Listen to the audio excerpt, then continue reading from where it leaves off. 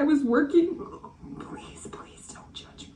I am so ashamed of this job. Oh my God. You're doing sex work. What? No. God, sex work isn't shameful. I'm in retail. It is disgusting. In the Midwest, you know the best is there waiting. So come and join the conversation. Eyes that approve, fan and artist and creator too. This is how the challengers do. What? Keep the conversation moving along. Keep reading comics, keep your local store strong. It gets hard, then it's a job for the challengers. Comics and conversation, y'all. From Challengers Comics and Conversation in Chicago, this is Contest of Challengers, The lowest of all entertainment. a comics industry business podcast with The scummiest of the scum, the lowest of the low, the stinkiest of the stinky. Dirty W. Dow Bush, It's so bad. It's such a hideous name, Tal. and Prince Pretty, Patrick Brower. This is exceptionally weird because I forgot my notebook and I don't feel like getting it. So I'm not holding anything during this recording. What do I do with my hands? So I just and then the write-up for this is going to be, I don't know, we talked about stuff. Go listen. Yeah. As opposed to the normal, heavily structured, plotted out in advance Well, I mean, episodes of at the least podcast that are so regimented and ordered. Look, Look. I'm only hurting myself because I will jot down time cues of things I need to delete. Sure. Or a quote I want to pull for The opening. but I already have the opening. Oh, that's right, I have the opening already. Yeah, you're done. Yeah. One of the hardest things is figuring out what the episode's going to be called. So usually if I get an idea during recording, I will write it down. Sure. Not writing it down this time. Also, I was late getting here because I stopped by the commissary here at the Podcastatorium to clean out my Marvel's metal popcorn bucket and your Taylor Swift plastic popcorn bucket. Yeah, they gave me a Taylor Swift popcorn bucket. When you went and saw the Arrows movie? That's cool. So anyway, I saw the Marvels and it was a They lot had, of in fun. their words, way too many. So it's like, okay, sure, I got nothing against Taylor Swift. Now, I stupidly buy popcorn buckets and plastic drink cups for all the superhero movies. Yeah. Not all. Like, I didn't buy The Flash.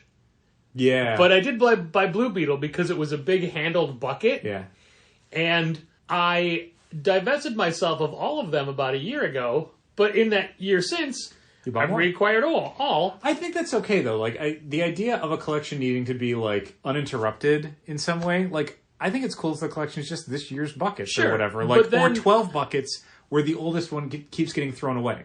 But I repurposed them as waste baskets around my home. Sure. Well, I don't have that many waste baskets. I guess you could have more. What if your living room had 3 waste bins? What if your bathroom had 6? I don't know, man. My living room has 0. But, yeah, so I've... so my point was, the theater offered a light-up The Marvels popcorn tin and a light-up The Marvels beverage glass, which was, like, real tall and thin, like a highball glass. Not a highball glass, like a...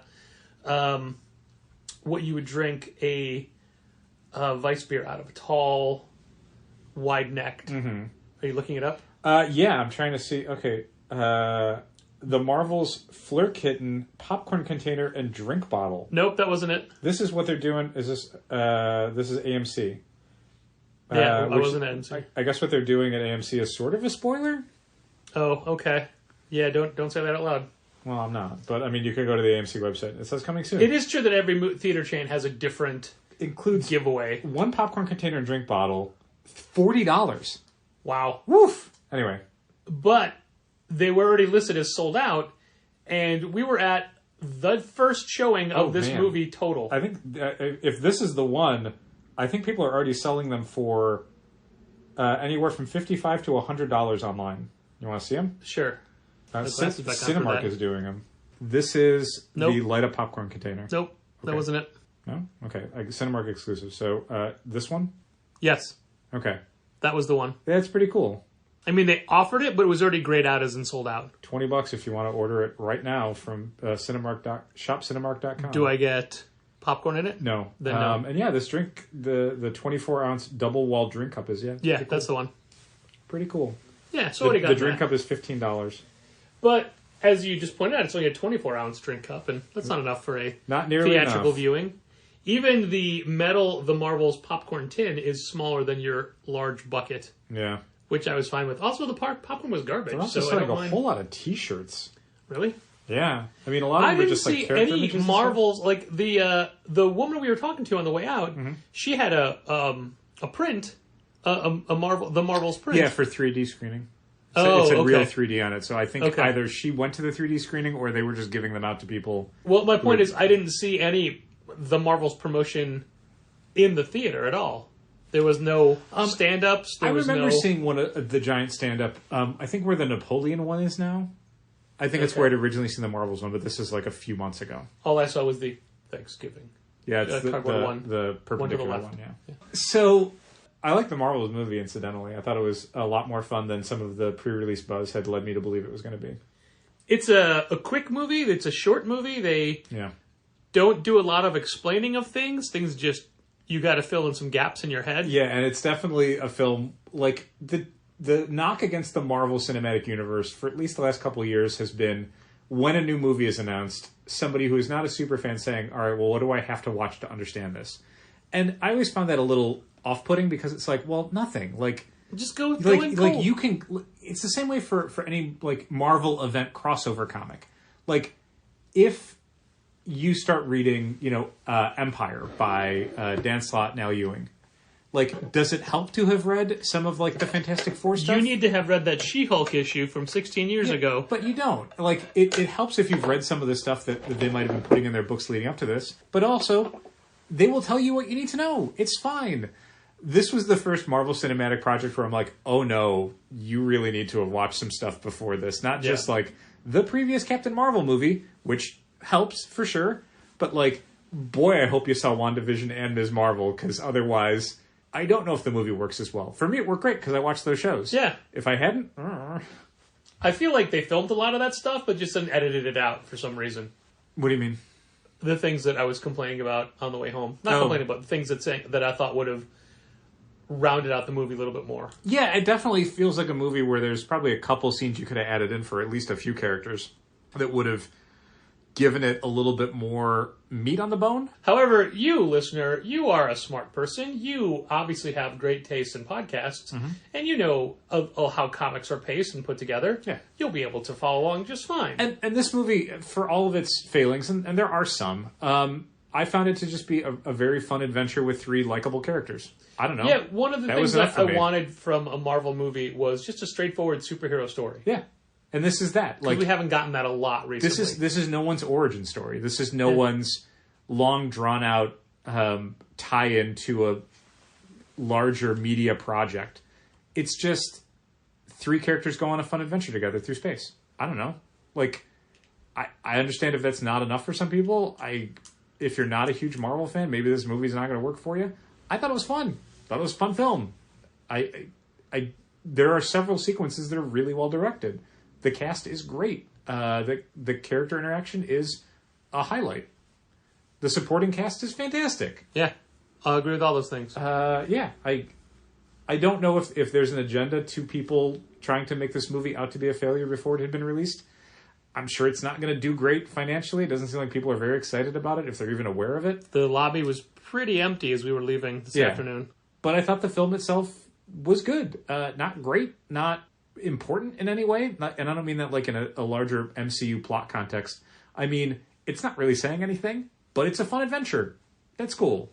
Sometimes, Dal, Patrick. I think people find that we get to be a little bit, I guess, negative. Me, yes. I've never heard anyone say it. A lot of this podcast, of course, is us venting, and without this venting platform, maybe things would fester and turn a different direction.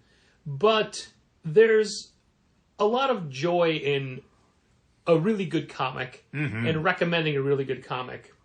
But what I want to point out is that every single week, it seems, more and more lately, there are some comics that come out that we carry in our store, on our shelves, that people buy, that, in my opinion, and most likely your opinion, are just giant pieces of shit. Yeah. It's true. And Store would look real different if I only ordered stuff I thought was good. yeah. But I mean, like, there's books that we, like, from things that we order with the best of intentions, like, oh, these are good creators, oh, this could be good. Sure. There's very few things, even when I read solicits and see covers and creative teams, that I think, well, this is definitely going to be a dog. There's things I'm not excited about, but I always have... I read first issues of almost everything that we get in because I always hope it's going to be better than I think it is. There's 2 specific books this week from the same publisher that, man, they're just... They don't need to be made. And I know you can say that no comic needs to be made. Right. But it doesn't, like you just said, it's not saying anything. Right, and that's the thing. Like, if someone wants to express themselves through art, yeah, absolutely. But these are 2 books from a major publisher, which means someone commissioned them. Someone was saying, this character needs to have a book.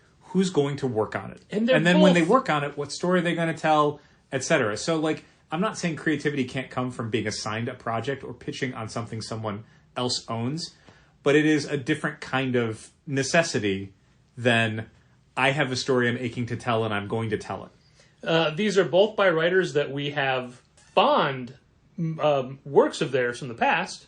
One of them, yes. The other one, I don't. I think the other one for sure. You got to go back a little deeper. Okay, maybe we're thinking about 2 different books. I don't think we are. But, well, that could be more. Who knows?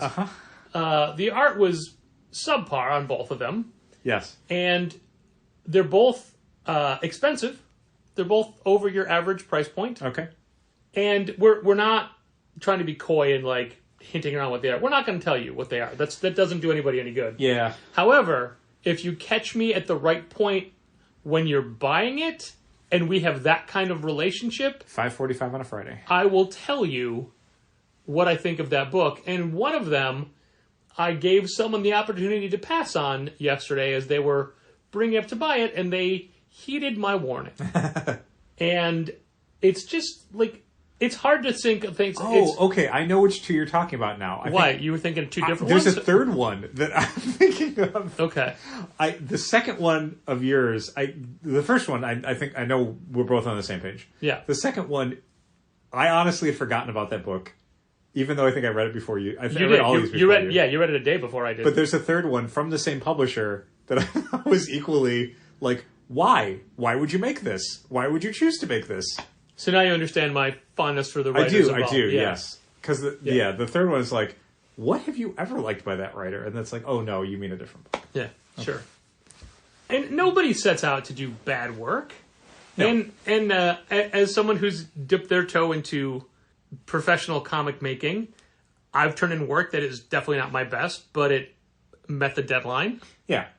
I think it's more, my concern with these is that the work themselves, it doesn't, for all 3 books of mine, nothing about it kind of justifies being a launch project or number 1. Can you mime, like, the character to me of the third one? Oh, I got you. Oh, for sure.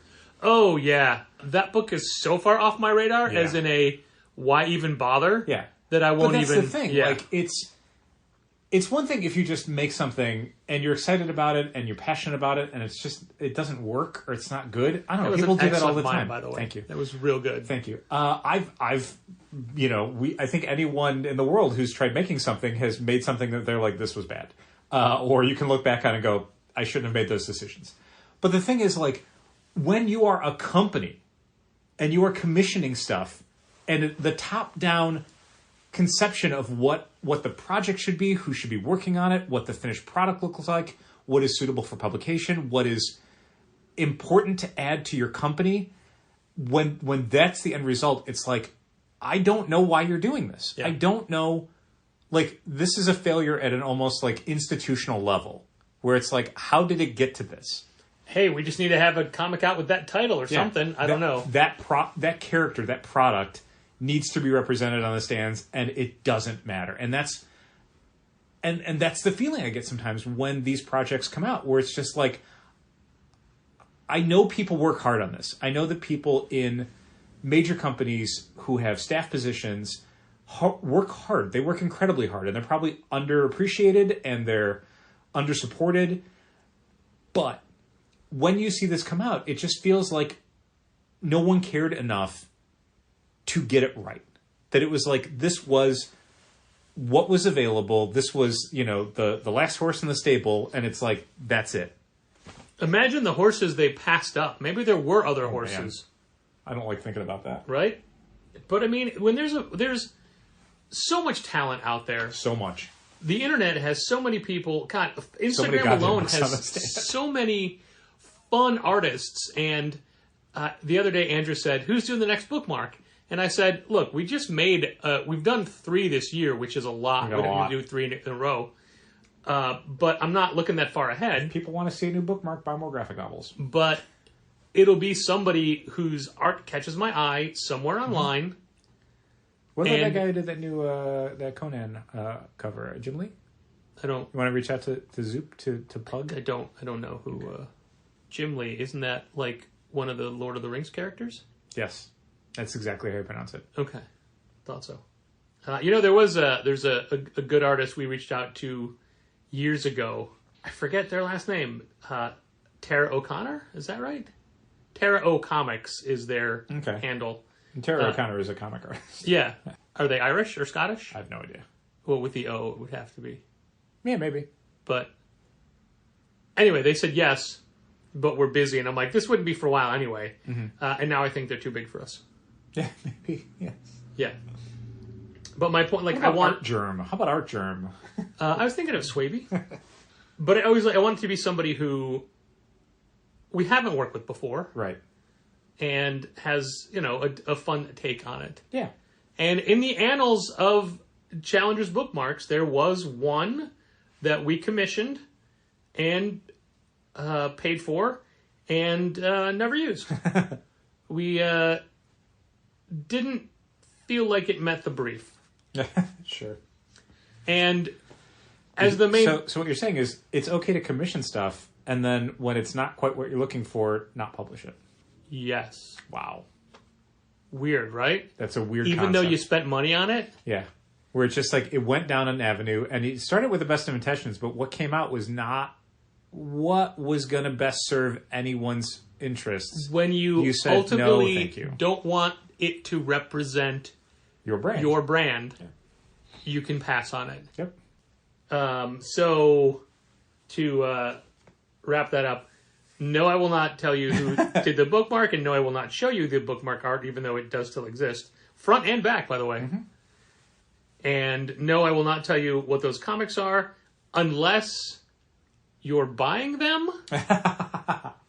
So don't just say, hey, what was it? I'm not going to tell you. Yeah. If However, you're buying them and Patrick thinks you can handle being told that they are not necessarily what you're going to enjoy, then he will tell you. However, I will tell you that there were several people yesterday who bought all 3 of these books we're talking about, and I didn't say nothing. I mean, this is a major publisher, and it was not a big week, so people were grabbing stuff that they might not normally have. And also, it's your prerogative. You can buy whatever you want. Yeah. Who cares if I don't like it? Yeah, and look, someone's going to like these books. Yeah. I mean, I would much rather tell you that I love Rumpus Room, or, hey, check out next week's Deviant, you know? It's, again, Deviant's weird book to say, like, hey, I like it. You like it. Yeah. It's People can still buy It's Jeff, the Jeff verse. Yeah, they can do Still that got copies of forever. that. Yeah. So, I mean, it's there's a lot of books that I question, and, I mean, it's a thing that is the most impactful part of the industry on our business, but it's also the thing we have absolutely zero control over, which is what do the publishers put out? And that's a thing that is the most frustrating element for store owners, I think, in the retail community, is the feeling of essentially like your livelihood depends on, to a large extent in the direct market in America, what Marvel and DC are putting out. Yeah. And if you don't feel like they are putting out good books, sellable books, hit books, at a certain point you're going to get real angry about that. Like, it's one thing for a month or two to go by where it's like, well, this book that we thought was going to do well didn't really connect with the audience or whatever. But when you start seeing it, again, like on an almost institutional level, you are going to start making a lot of noise about the direction those companies are going in. To wit. When I was much younger, much hungrier, and trying to get work as a professional comic book inker, one of the things you would always hear is, for you to submit your work, it has to be better than our best. Sure.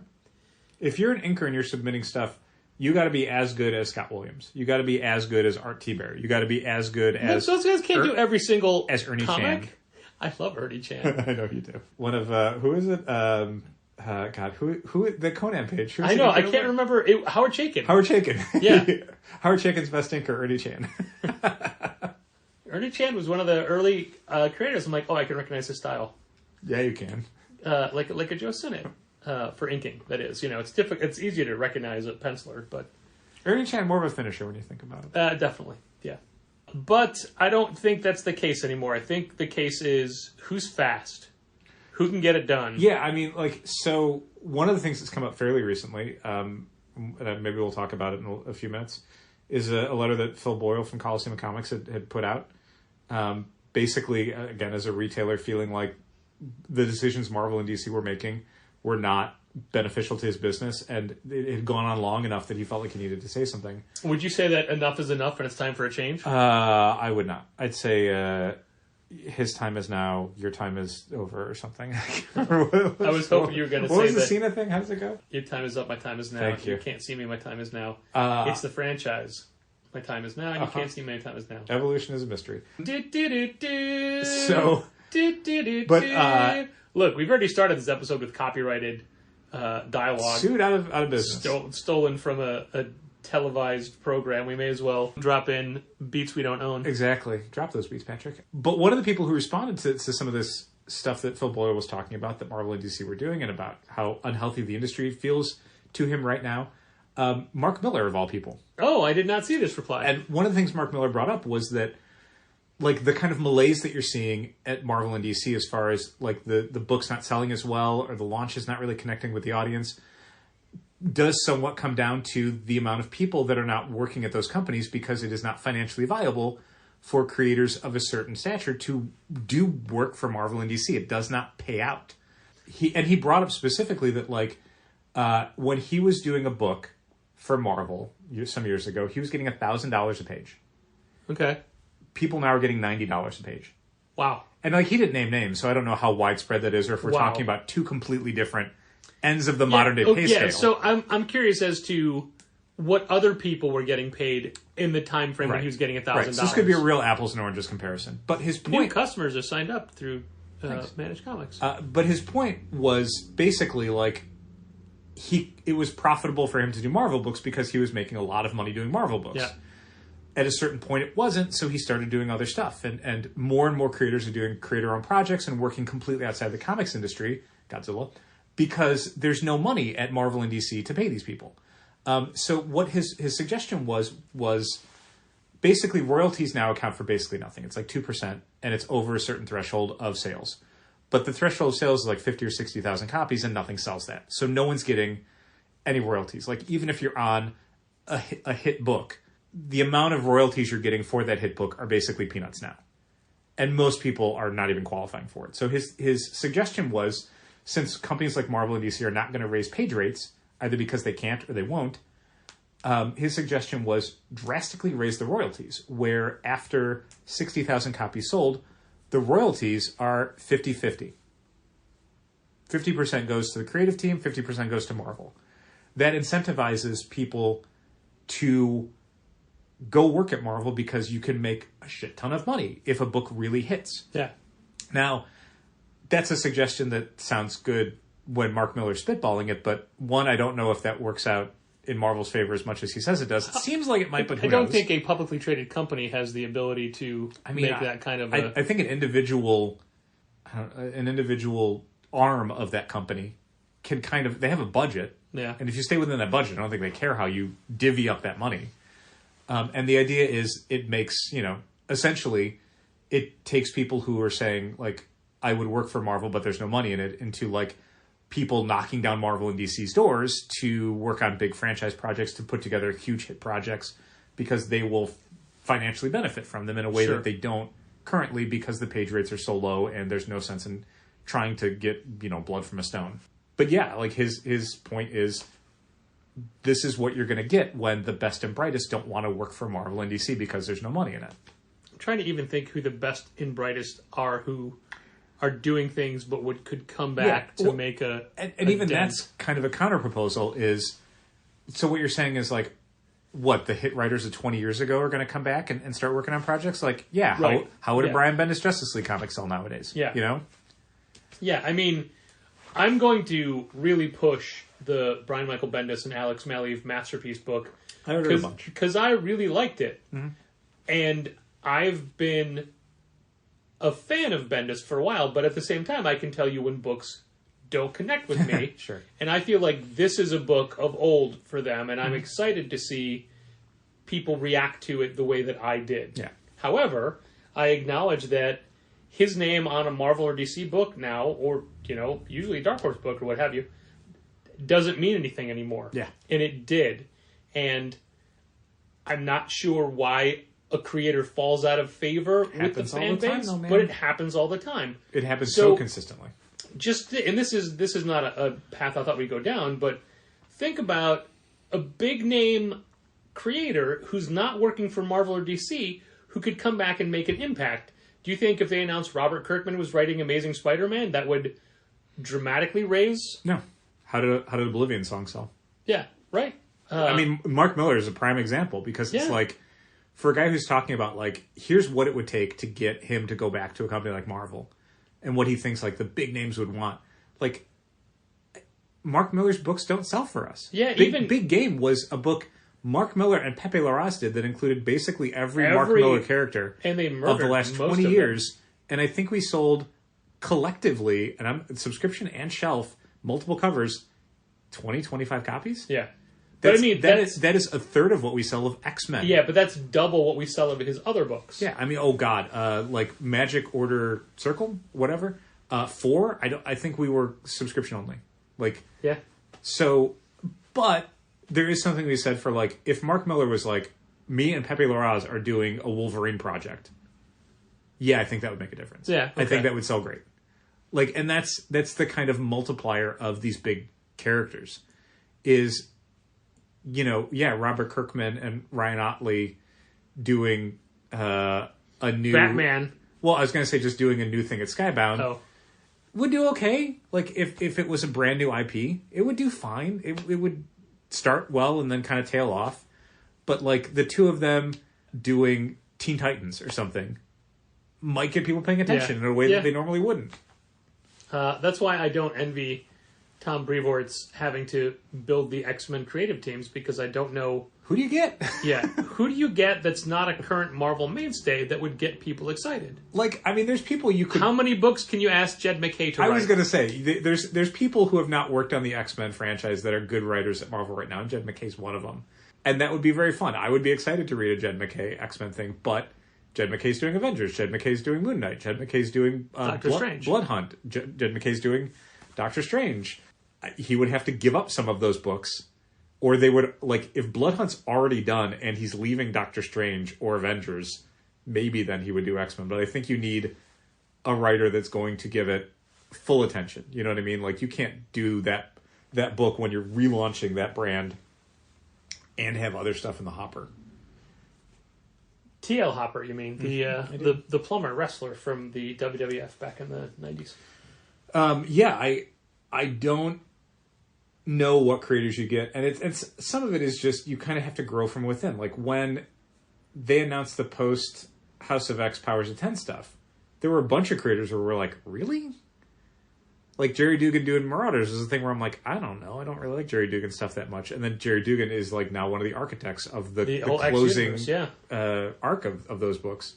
He was the replacement for Jonathan Hickman on just the regular X-Men book. And I think he's done really good stuff. I think so too.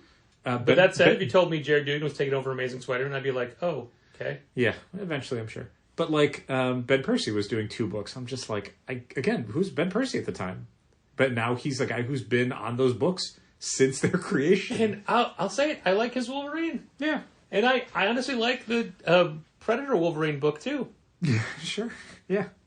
So there's guys, but it's kind of the flip side of if Robert Kirkman and Chris Samnee were doing Batman instead of doing Firepower, it would probably sell 5 times what Firepower sells because it's Batman. Yeah. On the flip side, Ben Percy and Robert Gill doing X-Force sells, 50 copies a month for us, but if they were doing a creator-owned project at Boom, it would sell like 5 copies a month for us. Like, that's the multiplier of what X-Force is doing for them. So yeah, while it's easy to sort of say like, well, these creators have moved on or whatever, like, I don't know, maybe they come back and people get really excited. I'm always surprised at the stuff that pulls people back in. Like, sometimes you know it and you can feel it, like, yeah, there's going to be excitement about this. People are going to come back for this. Like, Neil Gaiman doing Sandman brought a bunch of people back when he was doing Overture. Because it's Neil Gaiman doing Sandman again after, 15 plus years or whatever of not doing Sandman. And becoming a huge name in fiction and television and other places. So, I don't know, maybe there's somebody, not Frank Miller certainly, but other people maybe that could come back that people would be really excited about. What's Alan Moore doing right now? What? Get Alan Moore on a Batman book. Why aren't you asking him? Garden. So, since you brought it up, did you want to talk more about Phil Boyle's letter? I don't know if we're going to... Should we read it? Is that... No, people can go look it up themselves. Yeah, it's in a lot of places, and it's very long. And I don't... It's not very long, it's long. To set the stage a little bit, Phil Boyle is the owner of Coliseum of Comics, which if Florida has a graham crackers-like chain, it's Coliseum of Comics. They are multi-store around the Orlando and I think, like, mid-state sort of area, not, Gulf Coast or Atlantic. But Phil is the owner, but he's not a sales floor guy. Right. He's a head office guy. Yeah, I mean, they're a multi-store chain, so he's not working the sales floor. He is the guy that helps steer the company. But that's what I do. It's true, you do. And he does all the insurance and the paperwork and the billing, and that's what I do, but I'm on the sales floor. He yells at Andrew a lot. So anyway, Phil Boyle has written a letter, kind of an open letter to the comics industry. And he's a comic book longtime guy. Yeah. Like myself. That chain's been going for decades. I think he's one of the people that are in this industry that have been in it longer than I have. Sure. So he wrote a letter, and it was an open letter, and it got published a few different places. I'm not trying to say that it's a handful of people. There's a lot of people in this long than I have. I'm just saying I've been here for a long time. ICV2.com, I know they published it as like an op-ed. His point was basically that the industry is not moving in the right direction, and that the decisions publishers are making, and he mostly means Marvel and DC, have been detrimental to his business and to the industry as a whole. And he has both things he wants to call out as needing attention at those companies, but also potential solutions of things that they could focus on to turn things around.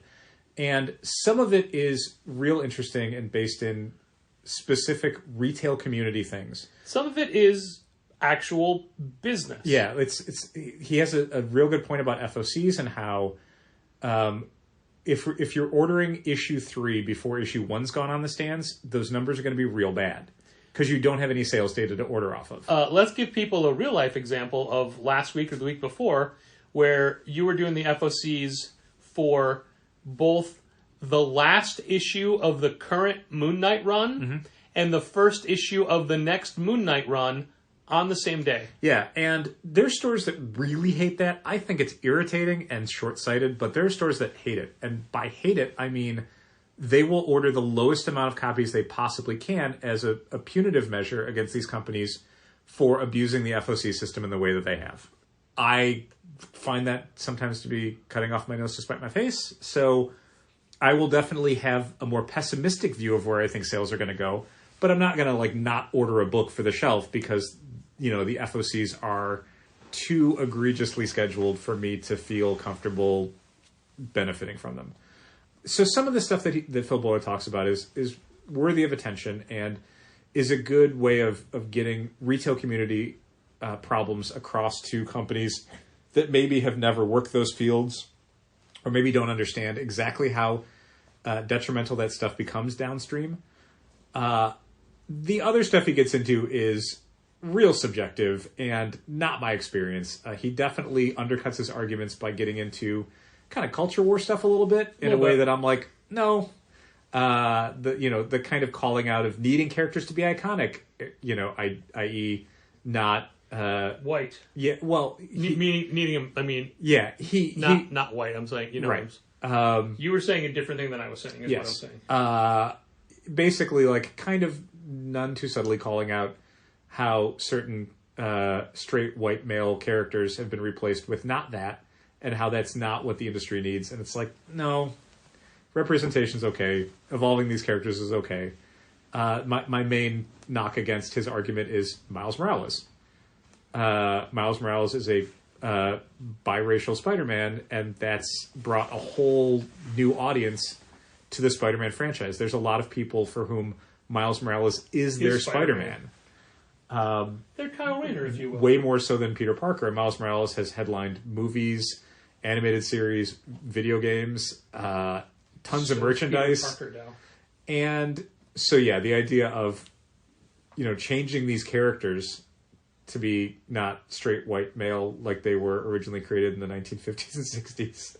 I think it's okay. I think it's all right to do. I don't think it's hurting the sales, and I don't think it's hurting the industry. Might it hurt sales in some stores in some parts of the country? Yeah, but I don't think that's a reason not to do it.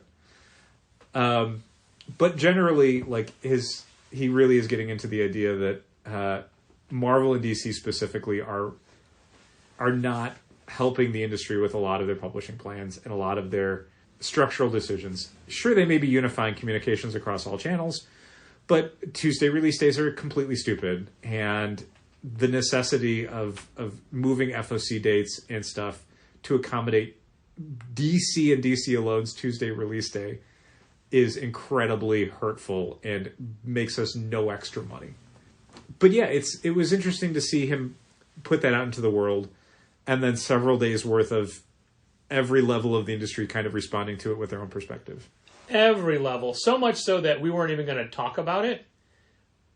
But it's such a big issue in the retail community, and some of it does, in fact, dovetail with things we've been saying for a while as well. Yeah, one of the things he gets into, and this is a thing a lot of stores bring up, and we've complained about it ad nauseum, is that there's too many variants. But the thing is, while I complain about the idea of there being too many variants when I'm doing orders, I'm not necessarily complaining about them when they hit the shelves, because guess what? I don't have to order them.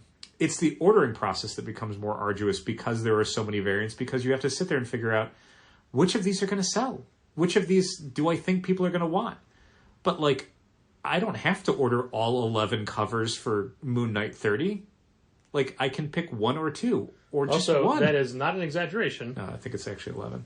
So when stores complain about it in the sense of, too many variants are hurting the industry, too many variants are making it harder to order, but they're not hurting the industry. They're hurting my mental state. When you are ordering an issue of a comic, and you have to think okay, here's the creators, here's the storyline, here's what it's sold before, and then you have all of these... Yeah, just the A cover alone is hard enough. Right. But then when it's okay, well, there's a B cover, and then there's going to be 2 to 5 theme covers, holiday cards, trick-or-treat cards, artist spotlights, movie tie-ins, action figures. Action figures. And you have to wonder, how many of, do people who would who would normally buy the A cover rather buy an action figure cover in place of, or along with? And if it is along with, when you're doing the orders for the next issue, and there isn't an action figure cover, you don't necessarily have that data at your fingertips. In the past, you'd be able to see what every cover sold for what style. A lot of the systems now are here's what you sold the total last issue, and you don't know, what was it? Was it a fun Rose Besh cover? Was it a Betsy Cola cover? I think order history for us in Managed Comics, we do know which covers. Well, but when you're going through, Diamond will just give you a list of, here's what you sold over every cover. Yeah, I'm trying and that includes incentive covers and ratio variants. That's super unhelpful. Lunar, I think they break it down, and PRH, I know they break it down. If you go into an individual item on FOC and you're sales, order history, they will break it down on individual covers. Yeah, but it's so much extra work to go through all of that. And that's the thing, having to track all of that and then having to extrapolate that out and figure out, like you said, well, did the B cover sell because it was the B cover, or did the B cover sell because that one specific artist was doing it? And they're not doing it for issue 3, they were doing it for issue 2. And that level of guessing, if I can use that word, is not something that's built into what we do. We're not... And think about it in terms of just, that is one book that's coming out from one publisher from one distributor. Multiply that by every book from a publisher, by every publisher that's being carried by every distributor. And having to do that much work is exhausting. Because at the end of the day, we're talking about dollars. We're not talking about hundreds of dollars or thousands of dollars. For these individual books, we're talking about the difference of a few dollars. Yeah. And yet, if you don't do that, by the end of it, you are talking about thousands of dollars. So you have to do it that granularly. You have to be looking at Batman 140 and saying, okay, which of these covers do I carry? And just for any publishers listening, here's my rule. For the shelf, I am not going to carry any cover that if people looked at it, they couldn't tell me what book it is. Because we've gotten burned on that before. There's a few of those Saturday Morning Adventure covers that Marvel's done where I'm like, no one's going to know that this is like an Avengers comic or which Avengers comic this is when they look at it. And that means when it's on the shelf, it's going to get passed over by everybody who wants to buy that comic because they're not going to know what it is. It has to be clear to me as a person looking at it that that book is Captain Marvel because there's Captain Marvel on the cover. Even if she's in a Hellfire Gala costume, I can still look at that and go, that's a Captain Marvel comic. If you can't do that, I'm not ordering your cover for the shelf. Special orders? Sure, man. Go nuts. Yeah, and it is good having a system like Managed Comics where people can order whatever they want. Sure. And it does... there's always way too many data problems where publishers don't follow their own data rules. Mm-hmm. And suddenly what was always just a order what you want cover is now a 1 in 25. Sure. But they don't update the data for that. Yeah. And we talked a couple weeks ago about how there was a specific Star Wars book where the A cover was in the data listed as a 1 in 25 when it wasn't. Like, things like that happen way too much. But it's also so easy for things to fall through the cracks. And I was, due to a customer interaction today, I was looking back on the old days, like when we didn't have a subscription service where we worked. Right. And B, when George and I were just filling out Advance Comics every month and just handing in a sheet that's like, hey, we want, like it's like the Dow Special Order System. Yep. Here's the books we want every month. But just imagine having to collate that now. Yeah, you like if there weren't programs that did it for you. And that's the thing. Like the programs came about because it became too difficult to do this, with an old like graph paper notebook or whatever. There's people that just use graph paper, man. I mean, there's stores that just basically do what you're talking about, where you buy previews, you fill out your previews order form, you hand that in, they keep that, the books come in, they cross them off, here you go. Yeah. I can't fathom that. Well, I don't understand how we would do that. But I think it works if you're a store that has, essentially 50 subscribers. That becomes a lot more reasonable. What the benefit of the managed comic style system isn't just in reducing the amount of grunt work and paperwork you have to do. It allows you to scale up in a way where you can start servicing way more subscribers than you could if you were having to, do club ad forms every month or, everyone has to buy previews or whatever. Like you can just say, here's a website, you go to it, you order from it, books come in, system says, here's who gets what, and you're done. That allows you to have hundreds of subscribers that you're dealing with every week instead of dozens. So thanks, Brian. I remember the early days of having your graph paper and you had a little square for each cycle sheets, issue. Man. Yeah, cycle sheets. Circle at the end because that's how many copies you sold overall. So you get to look at that. The number you ordered in the middle, and then at each corner was what you had a week. Each week. Yeah. I remember having to do the counts off the shelf because that was whatever task, a Sunday task or something, was like, go around and write how many copies are left on the shelf, so you would know how many copies were sold of all of the books. Because it was... I remember being a Monday task, but that's fine. I remember it switching from 4-week cycles, I think, to 3-week cycles. I think that was a big shift of that showed you the sellability of a single issue. Right, because you didn't need things for a month anymore because it was like, no, now it's 3 weeks. And that was a shift of, we are shrinking how much stuff should be on the shelves because this is where the market's going, because there's this many books and stuff needs to sell faster, needs to sell out faster. Now, again, what are we looking at sales data-wise? I mean, I do FOCs. It's like a week. Yeah. A week, maybe 2. I don't know. I frequently, based on a conversation we had 6 months or so ago, I frequently now look at the store through the eyes of tomorrow. Flying cars, you mean? But I don't know what that is. I just know it's not what we have now. Interesting. And I look at what we've done in the past and how the store is now and how it's not how we want it to be just because there's so much stuff. Aw. Delivery attempted. Sorry, an email just flashed up. That's so weird because I got an email a while ago saying, hey, it'll be there between 2:30 and 6:30. Yeah. Now it's 6:30. Delivery attempted. 6:29. No. That is within 2:30 to 6:30. Why do they even have a delivery times option where you can go in and post? Right. I dislike getting that notification where it's like, hey, if you want to make sure it gets to you, go in and make sure you've scheduled it correctly and go into your times. Yeah. It's like, I did that years ago. Yeah. Anyway. So there's still the amount of product in our store is more than we would like. Yeah. By a lot. By a lot. And a lot of it was losing a second store. Sure. But also a lot of it is the market today, and things don't sell as quick as we want them to. But also a lot of it is wanting to stock more things. I like having options for stuff. It's something that we look at, and I think neither of us is happy with how busy the shelves are, how busy the store is. Yeah. But do you remember we used to have couches, a couch and chairs. There's never going to be room for those again. No. But here's the thing.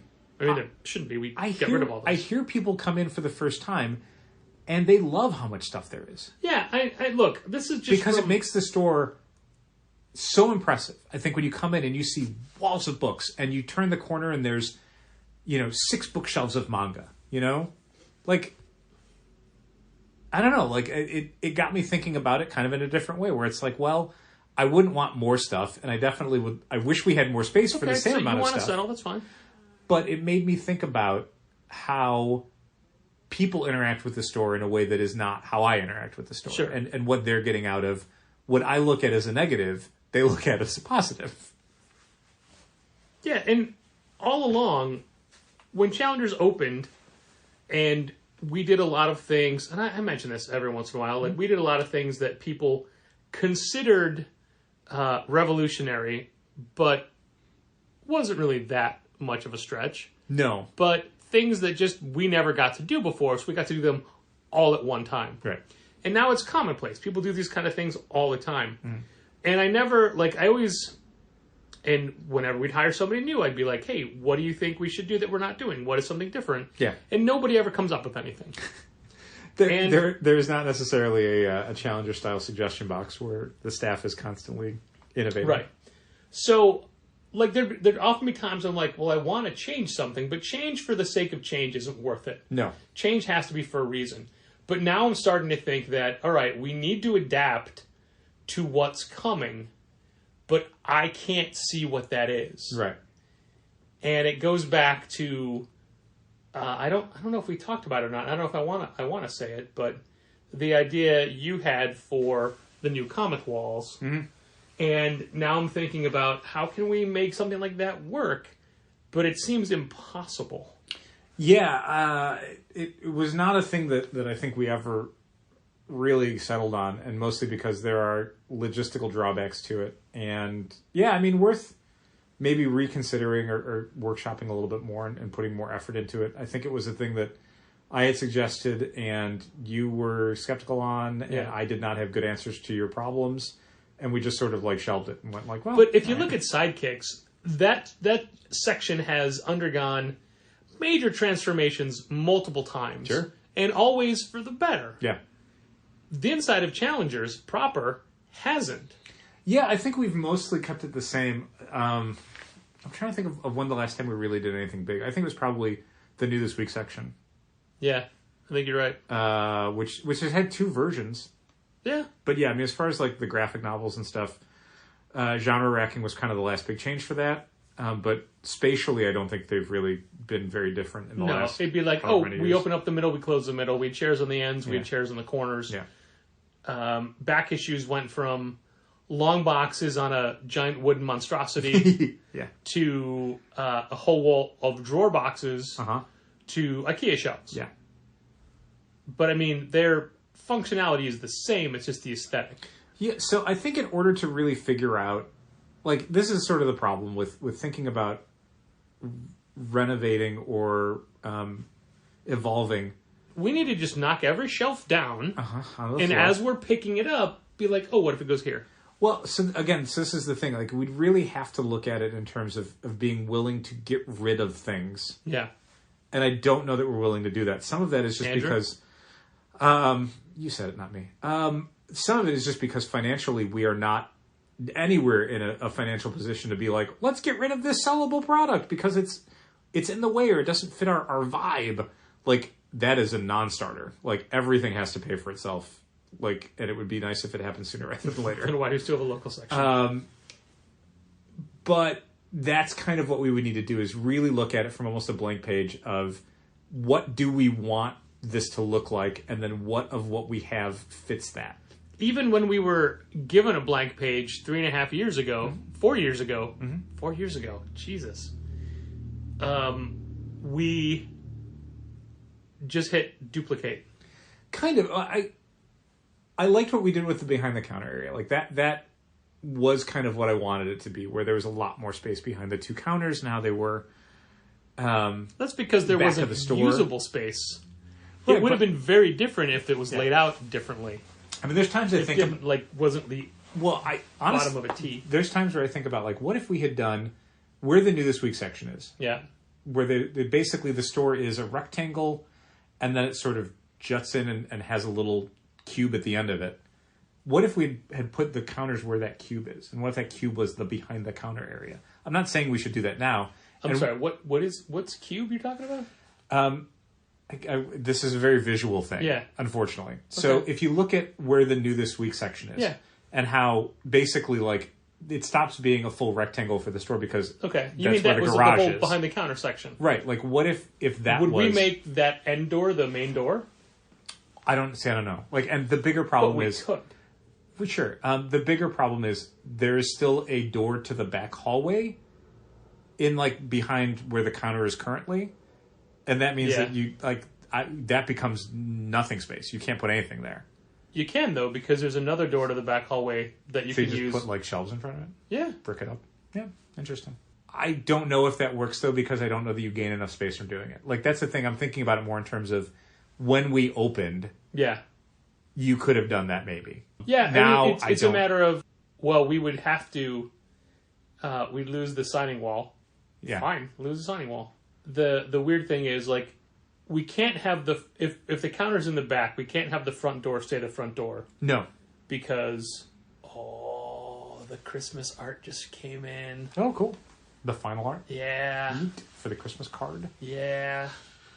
Challenger's Christmas card. You'd have to change... It's going to be in people's boxes real soon, probably. I mean, in the sense of, like, at the end of the month, probably. Well... We usually want it to be, like, in, like, around the Thanksgiving and period. One of the drawbacks of looking at this phone is seeing... Today has been just a... all right, I'm going to change gears. Okay. Yo, everybody. I'm David Harper, the host of the comics podcast Off Panel and the person who runs the comic site Sketched. And I have big news for you if you shop at Challengers Comics and Conversation. Challengers is the only shop in the United States carrying the first ever sketch zine. This 76-page zine collects writing and interviews about comics from yours truly and includes a giant interview with writer Kieran Gillen, a cover by colorist Rico Renzi, guest appearances from Brian Michael Bendis and Kyle Starks, and a whole lot more. It's a ton of fun, and it's available both in-store and online at Challengers. Pick it up while supplies last, as there's only going to be one print ever, and Challengers has the exclusive for U.S. comic shops. Now, let's get back to Patrick and Dal and the rest of the podcast. Both Yahoo and Gmail are changing how they receive bulk emails. Marketing emails. Yeah. And it doesn't really affect us because we don't hit the qualification of the sheer volume. No, but Shopify was already warning us, like, a lot of it we already cover for you, but you may have to cover some stuff. We just don't know what it is yet. But holy shit, do I get so much email. And like half of it's stuff that I did sign up for, but the other half is just people wanting to do business. Like, hey, you're a... Let's connect. I make you a custom video. Yeah, because we A, have a website, and B, use Shopify, we get so many emails every day of companies that are just like, again, marketing there's or always SEO or following up and wanting to bump it back to the top of your inbox. Or I told you 2 weeks ago that I just wanted to have a profanity-laden form letter to send to everybody, but I haven't done that. It is very similar to every time we launch a Kickstarter. We immediately get people from third-party companies that are like, hey, we can handle fulfillment, we can do all these other things. Have you thought about doing this? Do you want to get your Kickstarter mentioned in this fake magazine we've created? Do you want influencers promoting your Kickstarter? And it's all these things where it's like, I don't want any of this. I don't... No. Like, one of the funniest things about the blind emails we get, where they're clearly form letters and no one's been to any website, is that because we're a Shopify store, they think of us as manufacturers and not retailers. They love our product. So everything is like, hey, I saw your product on challengerscomics.com. It's like, oh, which product? The Batman comics? Did you like them? Do you like very Batman? proud of those. Do you want to read more about Batman? I worked really hard on getting those on the shelf now.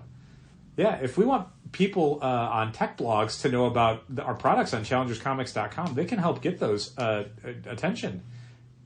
Yeah, I hate it. I hate it so much.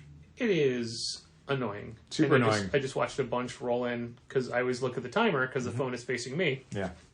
The microphone faces you. The phone faces me. But it's super frustrating. What's not frustrating is the really amazing Santa's Workshop wooden display I got from Chris Schweizer in yesterday's mail. Mm-hmm. If anyone doesn't know what I'm talking about, you can go to schweizercraft.com. Chris Schweizer is the artist of Six Sidekicks of Trigger Keaton, one of our favorite books of all time. That's so good. And he's also a woodworker, and he's been doing wooden figures of famous authors and a bunch of different Three Musketeers and a bunch of different categories over the years. But for years, he's been working on all the iterations of all the different religions and cultures' holiday spirits. Winter holiday? Yeah. So it is Santa's Workshop, but it's filled with characters from everywhere. Mm-hmm. And he built this giant wall hanging that you put his little wooden figures on, and it showed up yesterday, and I built it last night. It is large, and I have no idea where it's going to go. On the wall, duh. It's probably not going to go on the wall, to be honest. Wall hanging. It might go if where... you need a wall, I think you could probably email Schweizer, and he'll build you a wall, too. He's very good at that. The shipping, though. The shipping's going to kill me. There's enough wood left over in that shipping box to probably build a wall. That's what your shit kept it for. And then I splurged and got the full, 25-figure set that goes with it. You have to. Yeah, you do. Splurge. It's crucial. But I mean, when you buy the workshop, you get 5 figures. Sure. That's not going to do it. And what also is great is for the core figures, he has different iterations based on culture. Cool. Yeah. You get to pick which iteration of Santa you want, which iteration of Mrs. Claus you want. Ooh. That kind of thing. Now, just because I built it, it's not hung up yet, and I haven't assembled... It shouldn't be. It's November. Right. I haven't assembled the figures yet either.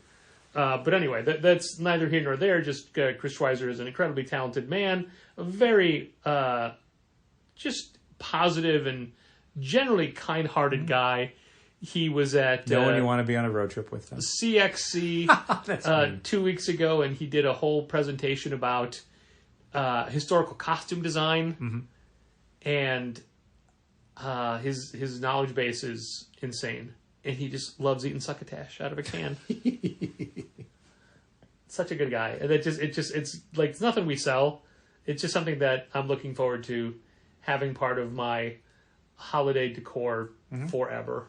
And I've been wanting it for years. Like, he did a paper version a while ago, which I bought but never displayed because I would have to cut them out and set them up. Yeah. And for years he's been thinking maybe I should do a wooden set, and he went above and beyond. Because this is something that will last you for years. Yeah. So this will be part of your Christmases for a long time. Oh, yeah. Now, if I can just get him to do the X Mansion and put the X-Men in it, or Avengers Mansion, Avengers Tower, not Avengers Tower, Avengers Mansion. No, X Mansion is what's rumored to be the next big Lego drop. Is it really? Yeah, I hadn't heard that. That's pretty cool. Probably is it rumored to be the movie one? Is that why? That's not what I was told. No. No. Okay. I mean, that's cool. Yeah. Even if it is, who cares? I mean, I bet it's X-Men '97 then, because that was a big part of that, and that's got enough. Maybe. They're doing enough merchandising for that it wouldn't shock me. I think that should have debuted already if they hadn't pushed everything back. Yeah, that's fair. Because we have all those figures that came out for it. Mm-hmm. And I think we sold our last Across the Spider-Verse figure this past Wednesday. Jessica Drew? Yeah. Oh, wow. So I picked her up. Nice. It's a good figure. Yeah. Good character. Yeah. Well, the drawback of not having a notebook is that I didn't write anything down this week anyway. Right. But there were a couple things I'm like, oh, we definitely need to talk about this. And I'm pretty sure we haven't. Was Chris Weiser one of them? No, but I knew I was going to mention it once I put it together. It was so easy to put together as well. I assumed it would be. I mean, like, I didn't see the whole thing coming out of the box, but I'm like, this seems like it's pretty straightforward. 3 major pieces that slide together and then a piece of wood that just goes across the back. It's great. Yeah. I love stuff that's easy to build. Yeah. I mean, I'm going to keep it built even when it's in storage. Really? Yeah, I think it's made to be, like, it's not made to take apart. Okay. I didn't put it together. I wouldn't know. Yeah. But you can. But I don't know. Well, I don't know. See how you feel in January. Exactly. Let's see if anybody recognizes where the opening of this episode came from. And the cold open, if you will. And then we have a new version of the Patrick and Dal intros. And there'll be probably a newer one next week as well. Ooh. Because I was given a couple to choose from. Ooh. Yours doesn't change, mine does. Okay. And I'm specifically not thanking the person who did it because you don't know who it is. I don't. I will thank them next time. I hope anyone who listens to those episodes, if they can come into the store and tell me who it was, that'd be great. Thanks. That would be amazing if they could. Yeah. Because I don't say who it is. You just have to recognize their voice. Somebody might. I can say it's somebody who has been on an episode of this podcast before. Okay. James Acaster. And if it was, you know what? I did specifically watch the Ghostbusters Empire Vice or whatever it's called, Frozen Empire. Okay. Trailer just to see if he's in it, and he is. Is he? Yeah. Is he a ghost? No, he's in like a red. He looks like a ghost. He looks like not a Ghostbuster, but like he's in a red jumpsuit with a flashlight, and he's looking real fastidious like. Okay. Yeah. No dialogue though. No.